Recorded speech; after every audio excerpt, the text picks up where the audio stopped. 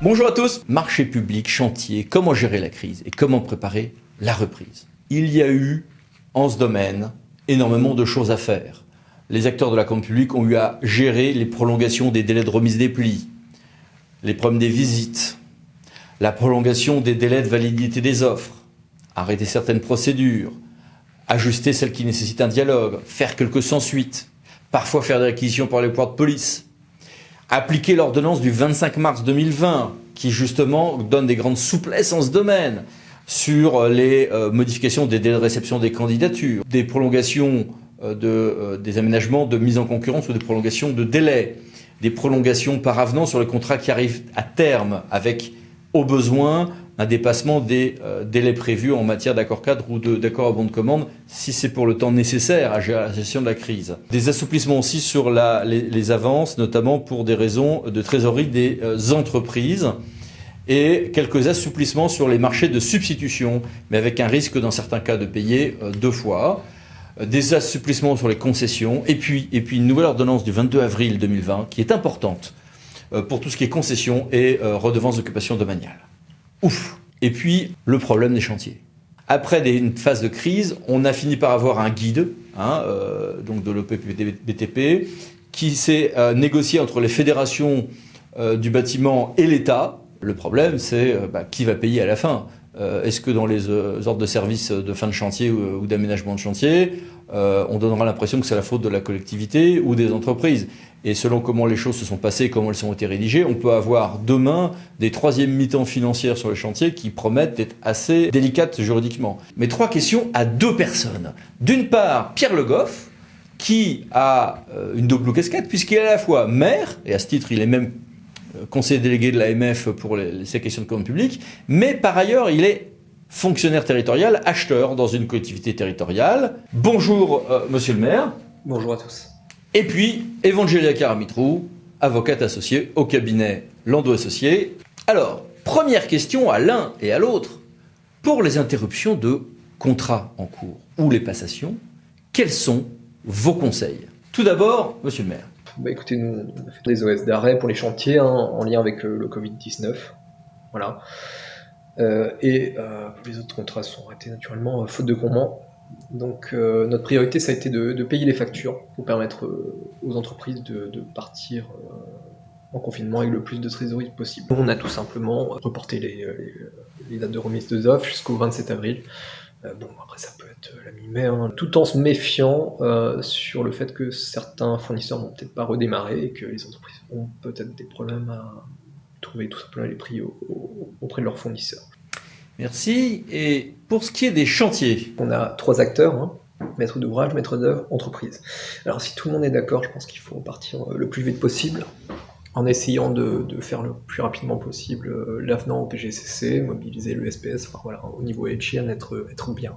Si l'entreprise bloque par contre, il faut éviter de mon point de vue de forcer, parce qu'il faut considérer qu'une entreprise a beaucoup de raisons finalement de ne pas recommencer. Il y a tout ce qui est quotadeur au chômage partiel, il y a tout ce qui est contraintes liées au personnel, tout ce qui est garde d'enfants, voilà. Il y a les autres contraintes, la reprise des déchetteries. Il y a les fournisseurs des fournisseurs. Et en fait, il y a vraiment beaucoup de raisons de ne pas recommencer. Il y a le contexte.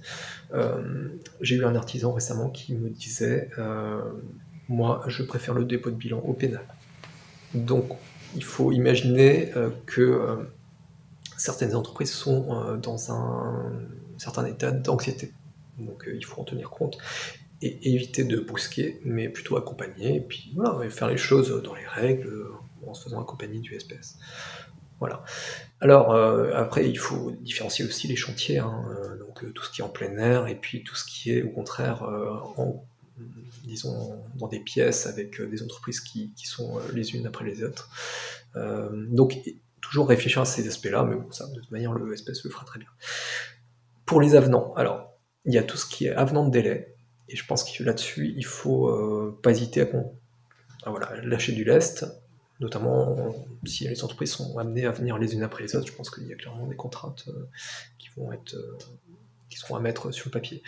Pour tout ce qui est financier, par contre, éviter les chèques en blanc. Je suis pas du tout d'accord avec le discours du BTP qui dit plus 10%. Bon, non, je pense qu'il faut faire un avenant, mais ça va correspondre à des choses réelles, hein, à des contraintes, notamment en termes de base de vie, en termes de pays. Pourquoi pas, oui, payer une partie, bien sûr. Et qu'en penses-tu de ton côté, Evangelia? Effectivement, la question des chantiers, c'est une question qui préoccupe beaucoup aujourd'hui les maîtres d'ouvrage publics, les maîtres d'œuvre, les sociétés qui y participent, qui sont titulaires de marchés publics de travaux. Alors effectivement, les chantiers doivent reprendre. Plus de 90% des chantiers ont été arrêtés avec le confinement et aujourd'hui, la question de reprise se pose de manière assez urgente pour faire répartir l'économie. À ce titre, un guide a été rédigé par différentes organisations professionnelles, un guide de préconisation de sécurité sanitaire pour que les chantiers puissent continuer tout en assurant la santé des travailleurs et bien sûr l'objectif principal de continuer l'activité dont dépend la survie de nombreuses entreprises. Évidemment, les chantiers ne doivent pas reprendre à n'importe quelle condition et les maîtres d'ouvrage, il est garant en fait de la santé des personnes qui interviennent sur le chantier. Donc, il faut qu'il y ait une concertation entre le maître d'ouvrage, le maître d'œuvre, le coordonnateur espèce lorsque celui-ci intervient sur le chantier et aussi les différentes entreprises afin que tout ce petit monde signe un protocole de reprise du chantier dans des conditions optimales pour la santé des ouvriers. Merci. Venons-en maintenant à la préparation des futurs contrats. Qu'avez-vous à nous en dire? On peut considérer que, vu qu'on a arrêté les chantiers, bon, ça reprend tranquillement, et qu'on a remis à plus tard la remise des offres pour les procédures, bon, ce sera tout simplement une pause et puis qu'on va revenir normalement. Il faut quand même anticiper une petite surchauffe pour deux raisons, tout simplement que le temps de pause, oui, mais les marchés récurrents, ils vont continuer, hein, forcément. Et il y aura l'installation aussi des nouvelles municipalités pour les communes, ce qui peut, là avec la crise, hein, ça peut générer pas mal d'idées, notamment en termes d'achat, pour tout ce qui est circuit court, pour tout ce qui est, voilà, en tout cas, il va falloir anticiper peut-être les interrogations de certains élus. Voilà. Ensuite, il faut bien faire attention à travailler tout ce qui est hygiène et sécurité, à voir à quoi on fait référence. Il y aura pas mal d'avenants à faire pour les chantiers. Enfin, il y a tout cet aspect-là, toute cette adaptation à la crise qu'il va falloir faire. Et donc, moi, j'aurais une question pour vous. C'est est-ce que le guide de l'OPP BTP est tout simplement le seul référentiel? Je sais qu'il y a un autre guide du ministère du Travail. Est-ce qu'il y en a d'autres en prévision? Voilà, quelle valeur juridique? Oui, et Evangelia, quelques ajouts peut-être? Une autre question très importante est celle de l'indemnisation des entreprises qui vont reprendre l'activité sur le chantier. Est-ce que cette indemnisation est automatique? Non. Est-ce qu'on doit examiner une demande? Oui, si cette demande est posée.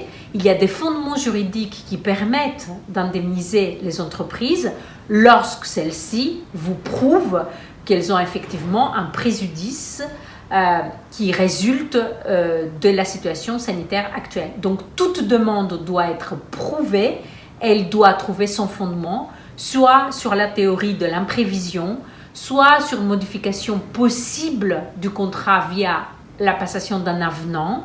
Pour cela, il faut bien regarder l'article L2194-1 du Code de la commande publique pour les marchés publics, ou alors lorsqu'une décision d'ajournement a été adoptée par le maître d'ouvrage. Très bien, c'est fort intéressant. Merci, au revoir. Et puis nous, à dans 15 jours. N'hésitez pas à vous abonner juste après. Au revoir.